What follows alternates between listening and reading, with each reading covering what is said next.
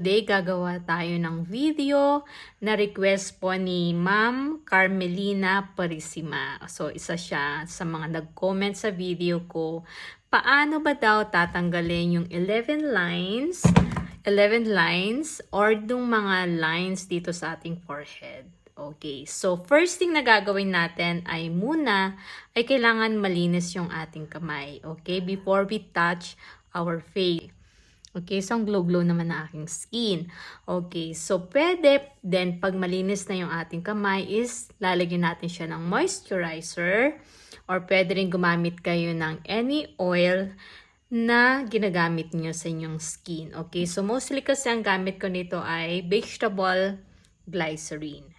So, ito kasi guys, itong lines na to nabubuo yan kapag lagi tayo nakaganito, 'di ba? O tumitingin tayo sa taas. Okay? So, ganito ang gagawin natin. So, parang ganun lang. 1, parang X. 1, 2, 3, 4, 5, 6, 7, 8, 9, 10. So, pwede nyo gawin ng maraming beses. Okay? Then, round. 1, 2, 3, 4, 5, 6, 7, 8, 9, 10. Okay, ito muna ha. So, 1, 2, 3, 4, 5, 6, 7, 8, 9, 10. Next. Yan. So, ulit-ulitin nyo lang to. Pero make it sure na malinis yung ating kamay. Kasi mahirap magka-pimples. Ayan.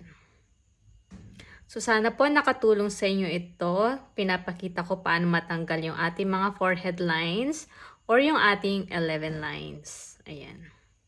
Ang sarap kaya facial massage. Pwede mong gawin sa bahay lang ikaw lang. So, di mo na kailangan pumunta pa sa mga nagmamassage, di ba? Okay. Relax. Huwag masyadong madiin, ha? Ayan. So, ganito lang siya kasimple. Ayan lang. Pwede rin yung ganito. Ayan. Ayan. Pwede rin yung ganito gawin.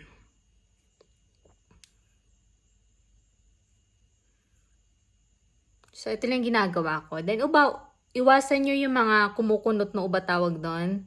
Ayan. Then, kailangan din guys, is kailangan laging naka-moisturize ang inyong skin. And then, lagi rin kayo gumagamit ng sunscreen. So, ayan po. Sana nakatulong ang facial massage na to para mawala ang inyong fine lines, forehead lines, or yung 11 lines. That's it for today and thank you for watching. Diba? Nawala na. Wala pa naman akong 11 lines. Yan.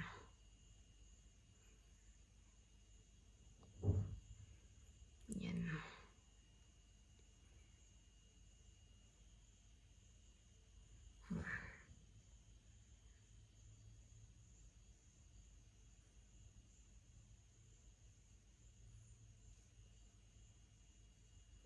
Lagi natin din ganito to. Ayan. So, gagawin nyo po lagi ay kailangan, kapag ginagawa nyo to, is kailangan nakaharap kayo sa salamin, okay? Para nakikita nyo yung improvement. So, sa first day, second day, third day, wala pa yan. So, kailangan, and lagi nyo siyang gagawin, ha? Consistency is the key na tinatawag nila. So, laging gagawin.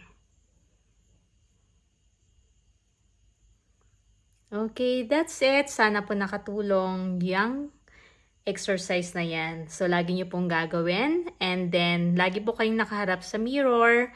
Then, everyday nyo siyang gagawin kahit 3 times a day, bago matulog or pagising.